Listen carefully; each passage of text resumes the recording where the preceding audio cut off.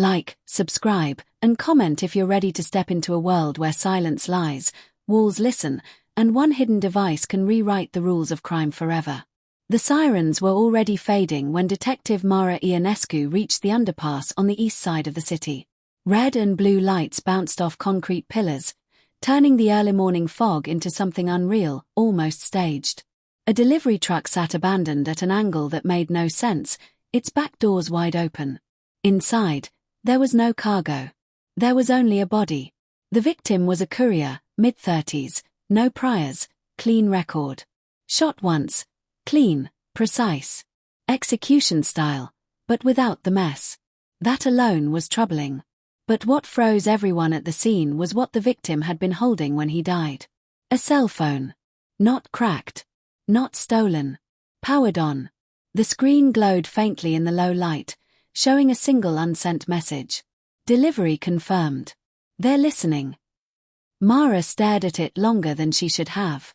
She'd worked organized crime for 15 years, from street-level rackets to international laundering rings.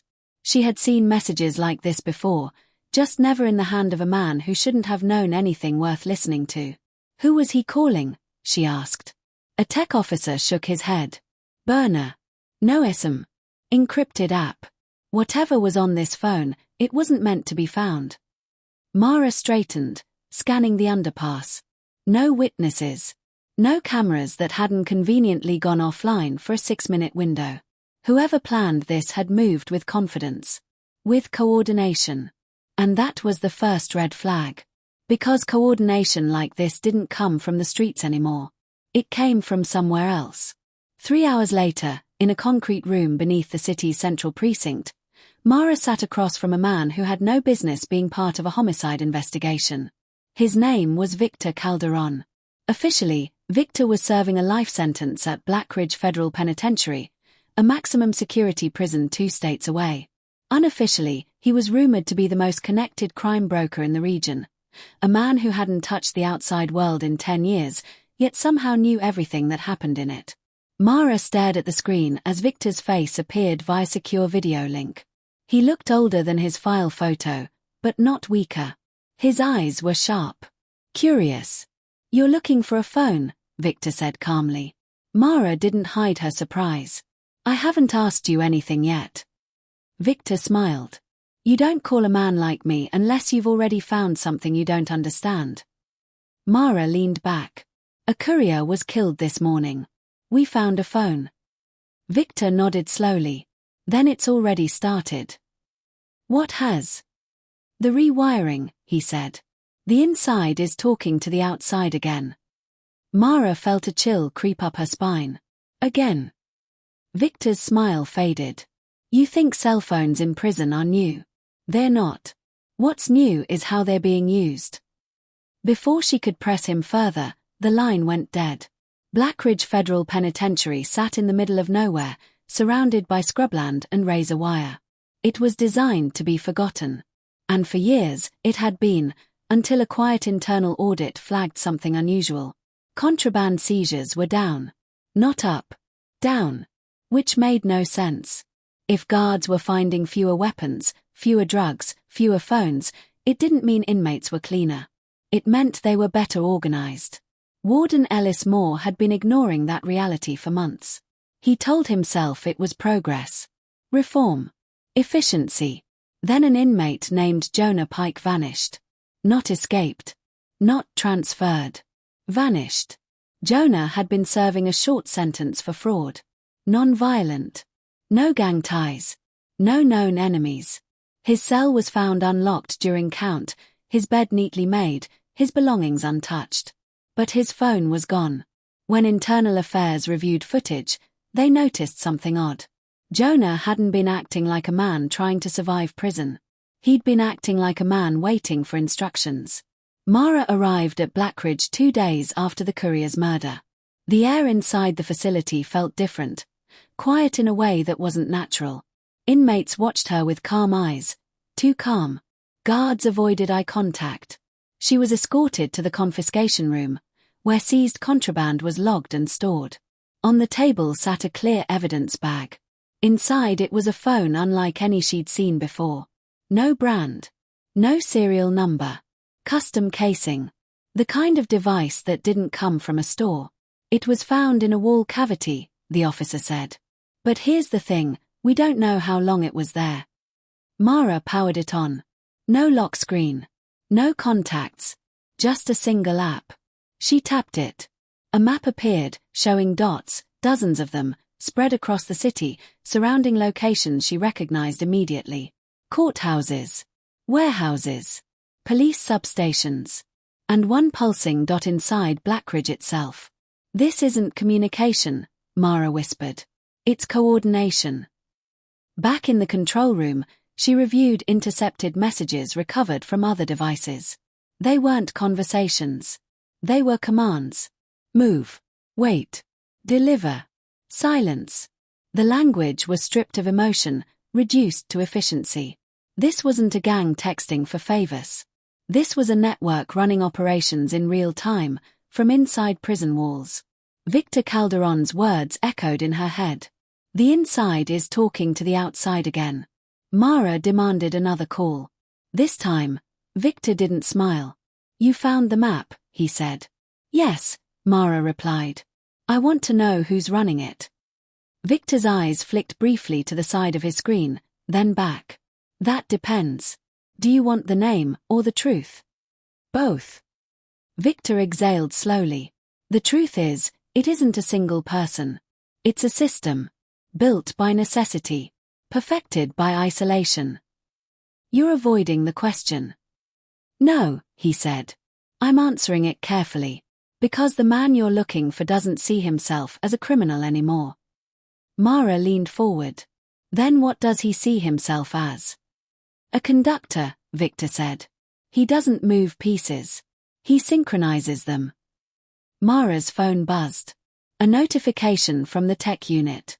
They'd recovered data from the courier's phone. One last location ping. It wasn't a drop site. It wasn't a meeting point. It was a prison supply warehouse. Victor watched her face change. You see it now. They're using legitimate routes, Mara said. Supply chains. Deliveries. They're hiding devices inside approved shipments. Victor nodded. And every phone inside becomes a node. Every inmate becomes an asset. Mara stood. Who started it? Victor hesitated. That's the part you won't like, he said. Because it wasn't born in prison. Mara paused. Then where? In a police evidence locker, Victor replied. Years ago. When a seized phone disappeared. When someone decided it was better used than destroyed. Mara felt the ground shift beneath her. You're saying this started with law enforcement. I'm saying, Victor corrected, it started with opportunity.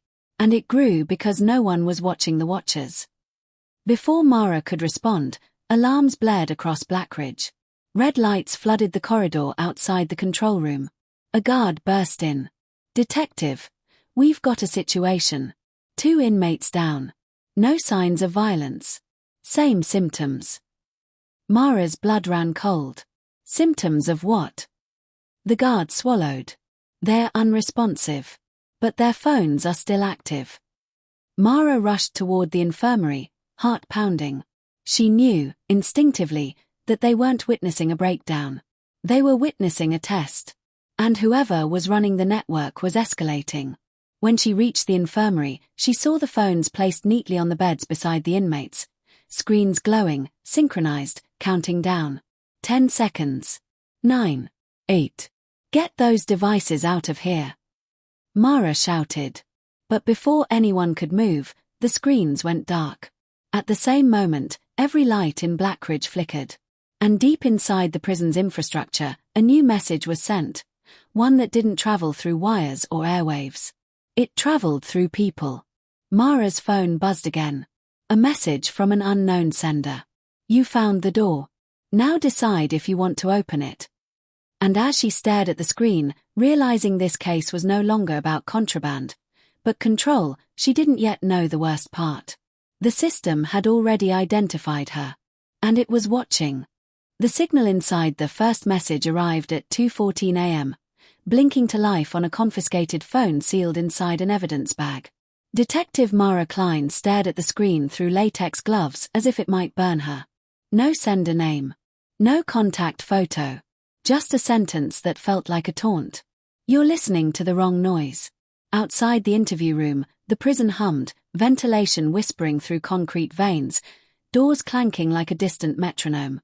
The facility's lights never fully dimmed, but at this hour they softened into a cold blue glow that flattened faces and erased time. Inside that light, the conspiracy was waking up. The phone had been pulled from the mattress seam of cell D17, a cell assigned to Jonah Pike, dead by apparent suicide 3 nights earlier. Pike had been a low-level fraudster, a nobody in a place ruled by predators and patients. His death should have been routine. It wasn't. Not after the chase on the highway. Not after the shell company transfers that bounced from a Midwest trucking firm to a shell in Tallinn, then vanished. Not after a man with Pike's fingerprints, captured on traffic cameras, had orchestrated a robbery from behind bars. Mara slid the phone back into its bag and stood. She'd spent 12 years in major crimes learning when the room wanted you to leave. This was one of those moments. Warden Ellis met her in the corridor. He wore his authority like a tailored coat, creases sharp, eyes tired. "You shouldn't be here this late. Your inmate shouldn't be running a network," Mara said. "But here we are." Ellis lowered his voice. "We shut down contraband every week." "Not this," Mara replied. "This is a spine. And it's alive." They walked past cells stacked like drawers, men inside turning toward the sound of shoes. The blue light painted them as silhouettes, features carved into masks. Somewhere a radio murmured. Somewhere else, a laugh cut short. The investigation widened by morning. At headquarters, the whiteboard filled with names, arrows, timestamps, phones, burner numbers. A correctional officer with gambling debts. A civilian contractor with a clean record and a dirty cousin. A commissary supplier whose route touched 4 facilities in 2 states. Each piece alone meant nothing. Together, they made a map. Mara's partner, Theo Alvarez, circled a cluster of photos. "These 3 inmates never met," he said. "Different wings. Different sentences. But their phones pinged the same towers within seconds of each other." "Broadcast," Mara said. "Or relay," Theo replied. "Like a mesh. You take one node out, the signal finds another path." They traced the path back to a name that kept surfacing in whispers. Calder Rowe. Rowe wasn't famous. He wasn't feared. That was the trick. He'd been sentenced for conspiracy years earlier and vanished into the system, moving facilities just often enough to erase patterns. He kept his head down, worked library detail, and sent handwritten letters to no one. On paper, he was invisible. In the data, he was everywhere. Mara visited him that afternoon. Rowe sat across from her in the visitation room, hands folded, eyes calm. The blue light softened him into a ghost. "Detective," he said, as if greeting a neighbor. "You know why I'm here," Mara replied. He smiled. "People usually do." "You're coordinating operations from inside," she said. "Fraud. Logistics. Possibly worse." Rowe tilted his head. "Possibly. You smuggled phones." "Phones smuggle people," Rowe said. "They smuggle attention. Fear. Hope. I just organize." Mara leaned forward. "A man died." Rowe's smile faded. "Many men die. Some because they're careless. Some because they're unlucky. Some because they're brave." "Which was Pike?" Rowe looked past her, toward the glass. "Wrong noise," he said quietly. Mara left with nothing she could use, and everything she needed. That night, a guard named Lewis didn't come home. His car was found idling near a rest stop, driver's door open, wallet on the seat. No signs of struggle. No body. The blue lights of patrol cars washed the asphalt as officers found out, radios crackling. The rest stop cameras showed Lewis arriving alone, checking his phone, then looking up, surprised. The footage skipped. When it resumed, the car was empty. Theo watched the clip twice. "That skip," he said. "It's not a glitch." "Someone scrubbed it," Mara replied. "From inside." They pulled Lewis's call logs. Numbers that didn't exist. Texts that vanished when opened. A final message sent 10 minutes before he disappeared. It's moving. I'm scared. The conspiracy had teeth. Pressure mounted. The warden ordered a lockdown. Cell searches tore through bedding and vents, ripped open radios, cracked soap bars. Phones surfaced by the dozen. Cheap slabs wrapped in plastic, sophisticated micro-devices hidden in pens, SIM cards stitched into uniforms. For every device they found, 2 more went quiet, their signals dropping like birds startled from a wire. Row was transferred to solitary. It didn't slow the network. It accelerated it. Outside the prison, crime spiked in patterns too clean to be coincidence. Burglaries timed to delivery schedules. Identity theft targeting a single credit union branch.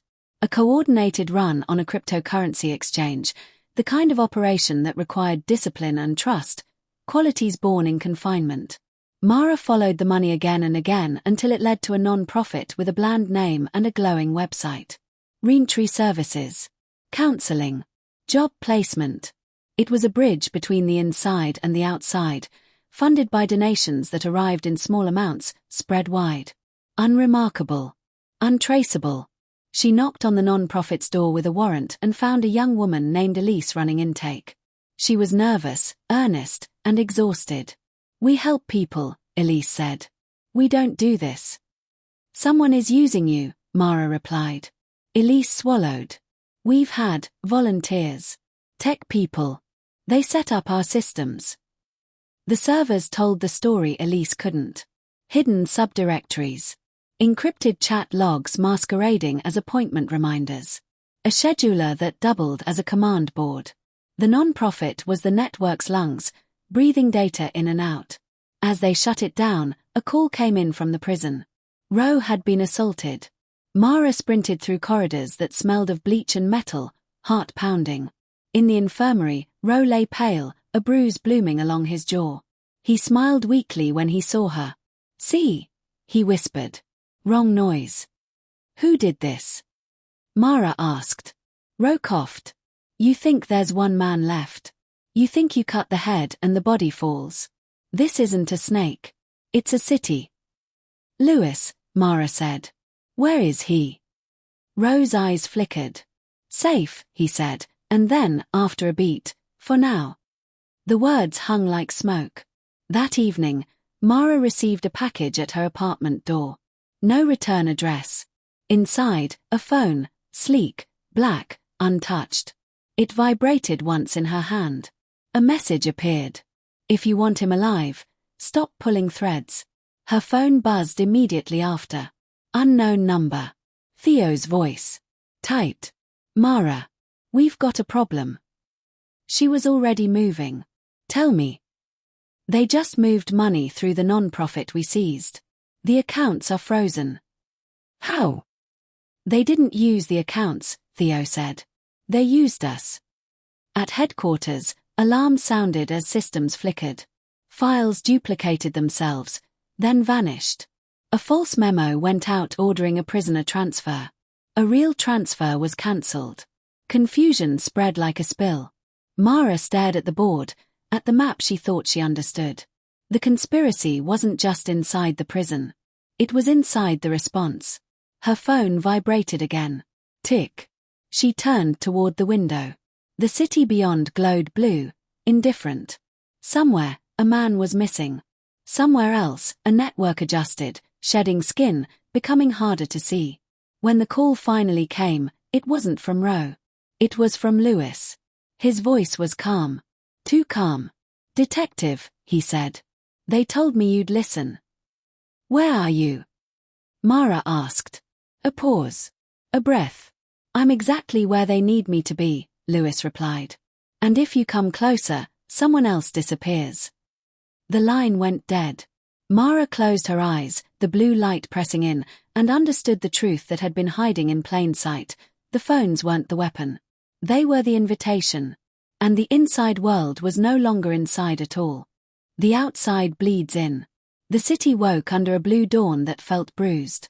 Sirens faded into traffic. News tickers scrolled with half-truths and cautious language. Somewhere between the headlines and the noise, the conspiracy tightened its grip. Mara didn't go home.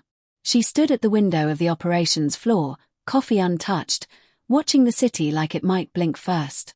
Lewis's voice replayed in her head, steady, measured, rehearsed. Exactly where they need me to be. It wasn't a threat. It was a confession. Theo joined her, eyes red. We traced the spoofed memos. They didn't hack us from the outside. They rode legitimate credentials. Lewis, Mara said. And 2 others, Theo added. Both clean. Both scared. Then fear is the lever, Mara replied. Find the fulcrum. They pulled every movement Lewis made in the last month. Commutes. Cafes. ATM visits. Patterns emerged where none should exist. 5-minute stops that didn't show on receipts, detours that bent just enough to matter. One stop recurred, a self-storage facility on the edge of the industrial district. Blue corrugated doors. Fluorescent lights that hummed like insects. Mara drove there alone. The facility smelled of oil and damp cardboard. Cameras watched without blinking. She passed rows of doors until she found the unit paid in cash under a dead man's name. Inside, the light revealed a careful mess. Laptops stacked like books, some trays labeled in neat handwriting, phones charging in silent rows. A folding chair. A thermos still warm. On the far wall, taped with surgical precision, was a map of the city with pins threaded by blue string. Routes. Times. Names. A living diagram of control. Her phone vibrated. You came closer. Mara's pulse stayed even. I came to listen, she said aloud, though no one was there. The phone chimed again. Coordinates. A time. 30 minutes. She backed out, sealed the unit, and called it in. Then she drove. The coordinates led to a riverfront warehouse, windows dark, the water below reflecting the city's blue like a blade. Theo arrived with backup, faces set. The plan was clean: perimeter, entry, extraction. No heroics. Inside, the warehouse was a cathedral of shadows. Pallets rose like pews. A generator thrummed somewhere deep. They moved in pairs, radios whispering. Lewis stood at the center beneath a single light. He looked thinner. Older. His hands were empty. They said you'd bring friends, he said when he saw Mara. They said you'd do it by the book. Walk out, Mara replied. Now. Lewis shook his head. I can't. Because you're scared? Theo asked, stepping into the light. Lewis's eyes flicked to him. Because I'm responsible. For what? Mara asked. For keeping it from getting worse, Lewis said. For keeping names off lists. For slowing it down. Mara felt the truth land with a dull thud. You didn't just help them, she said. You negotiated. Lewis nodded. I made deals. They wanted access. I gave them timing. In exchange, they promised limits. Limits don't exist in a system like this, Theo said. I know, Lewis replied softly. That's why I called. The generator cut out. Darkness swallowed the warehouse. Radios crackled. Somewhere, metal scraped concrete. Blue emergency lights snapped on, bathing the space in cold clarity. Men emerged from the shadows, not armed with guns, but with phones. Screens lit like constellations. A voice carried from a speaker mounted high above. Calm. Familiar. Detective Klein, Calder Rowe said. We meet again. Mara scanned for him. You're in solitary. I'm in conversation, Rowe replied. Solitary is a concept. You're finished, Mara said. Rowe laughed. Finished is a schedule. I don't run schedules. I run people. Theo keyed his radio. Nothing. The screens around them flickered, then displayed their own positions. Live feeds pulled from city cameras, overlaid with data. The network was showing its teeth. Rowe's voice softened. This ends 2 ways, he said. You walk away with Lewis, and the city keeps breathing. Or you pull the plug, and the city learns what it means to gasp. Mara's mind raced. The non-profit had been shut down. Accounts frozen. But the mesh remained. Phones were invitations. People were the nodes. She stepped forward. "You think this is leverage," she said. "It's exposure." Ro paused. "Explain." "You taught us how it works," Mara continued. "Not the tech. The fear. You showed us where it lives." Theo understood. He nodded once. Mara raised her voice. "Lewis," she said. "Tell them." Lewis swallowed. He turned toward the men with phones. "They promised you protection," he said. "They promised your families would be safe. They promised money that wouldn't vanish." Ro cut in. "Enough." "They promised limits," Lewis continued, louder now. "They lied to me. They'll lie to you." A murmur rippled. Mara pressed. "This network survives because no one believes they're allowed to leave it. You are." Ro's voice sharpened. "You're making a mistake." "Maybe," Mara said. "But it's ours." Theo stepped forward with a small device, simple, legal, devastating. A jammer calibrated to a narrow band. He flicked it on. Screens dimmed. One by one, phones went dark. The murmur turned to confusion. Then to anger, not at Mara, but upward, toward the speaker. Ro's voice stuttered, distorted. "This doesn't." Silence. The warehouse breathed. Backup surged in. Cuffs clicked. Lewis sagged as medics took him. The men with phones dropped them like burned skin. At the prison, alarms echoed as systems failed safe. The mesh collapsed not with a scream, but with a sigh. Conversations ended mid-sentence. Orders went unanswered. The city exhaled. Ro was moved that night, deeper than solitary, into a place without corners. He smiled for the camera as they escorted him. "You'll miss me," he said. Mara didn't answer. Weeks later, indictments fell like rain. Contractors. Vendors. 2 more officers. The non-profit rebuilt under watchful eyes. New rules tightened. Phones were still found, there would always be phones, but the invitation had changed. Lewis testified. He told the truth until it hurt. He named names and asked for nothing. The court listened. On a quiet evening, Mara stood by the river where the warehouse lights once cut the dark. The water moved on, indifferent. Her phone buzzed. Unknown number. She stared at it, then silenced the screen without opening the message. Some conspiracies end with arrests. Others end with choices. The city glowed blue, learning to trust its breath again. And if you think this story was intense, you're not ready for the next one. Hit subscribe so you don't miss it.